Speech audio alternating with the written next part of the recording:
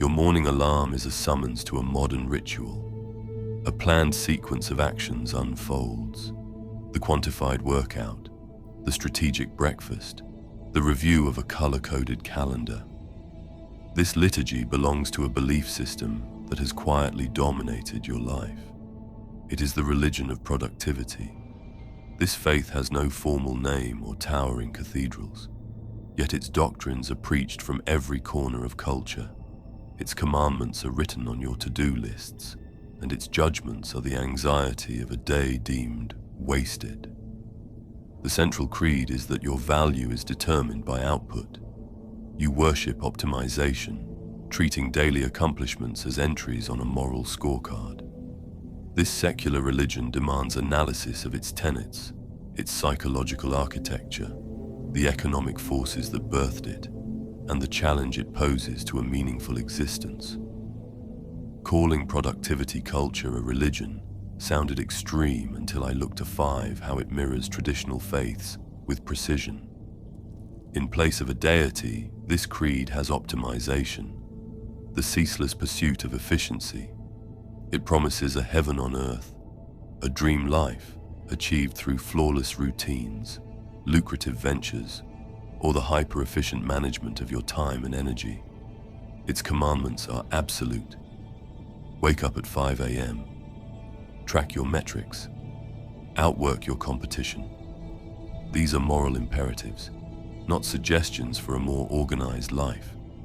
To violate them is to sin. The cardinal sin in this church is mediocrity.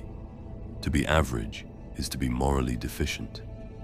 Rest is no longer your human right, but a conditional reward, earned only after a sufficient tribute of work.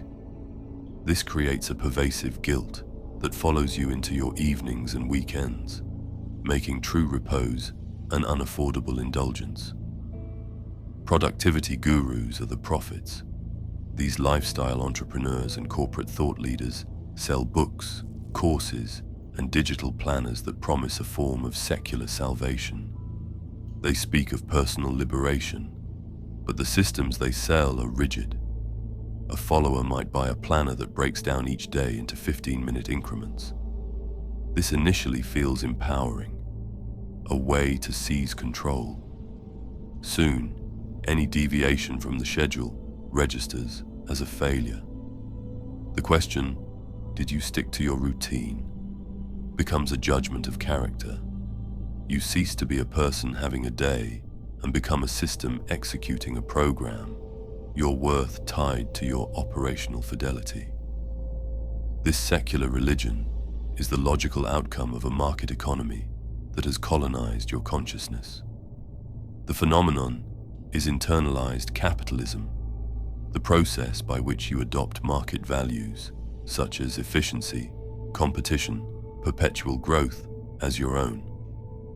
Economic pressures are no longer felt as outside impositions, but as internal drives. You work tirelessly, not because your boss demands it, but because you believe your purpose is to be productive. Karl Marx described how 19th century industrial workers became alienated from their labor and their own human nature. Today, that alienation has a new form. You are estranged not just from your work, but from your own idleness. You have been taught to see your life through a lens of utility. Every hour must be accounted for, every hobby must have a point, and every relationship can be optimized. This view transforms you into a human doing. Your value is no longer inherent in your existence, but is something you must continuously generate through action. Consider the idea, side hustles. A generation ago, a hobby was something pursued for its own sake. Today, immense pressure exists to monetize any passions.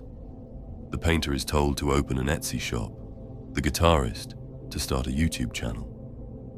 What was once a sanctuary from the market becomes another of its branches. Through internalized capitalism, you willingly convert your last reserves of private time into assets for production, turning your entire existence into a 24/7 enterprise. The religion of productivity differs from traditional faiths in one critical aspect. It offers no final peace. Its structure is an infinite loop. The game is unwinnable because the goalpost is always moving. After optimizing your morning, you must optimize your evening. After mastering time management, you must master energy management. Each achievement provides only a fleeting satisfaction before the next inadequacy is revealed. This is the hedonic treadmill, weaponized. The brief high of hitting a goal is immediately replaced by the anxiety of setting a new, even more ambitious one. The slogans of this culture: discipline is freedom, rise and grind, arise as dogma, to keep believers on this treadmill. They frame a life of relentless exertion as a noble calling. This reframing serves the economic system by turning systemic pressure into a personal development project. The fault lies not in the system's exploitative demands, but in your own lack of discipline. The ancient Stoics sought ataraxia, an inner tranquility independent of external outcomes. This new religion makes inner peace entirely conditional on external metrics. Your well-being depends on how many boxes you checked, an anxiety-inducing foundation for a life. Productivity itself is not the enemy. Structure, discipline, and goals are useful tools. They can bring order and satisfaction. The danger arises when the tool is mistaken for the purpose of living, when productivity becomes the supreme value to which rest, connection, and wonder are sacrificed. Imagine two people reading a novel. One reads to meet a yearly book quota, treating the novel as a task. The other reads for the experience, savoring the language and the world. Productivity culture pushes you to be the first reader, converting every experience into a quantifiable achievement. The rebellion, then, is to exist without justification.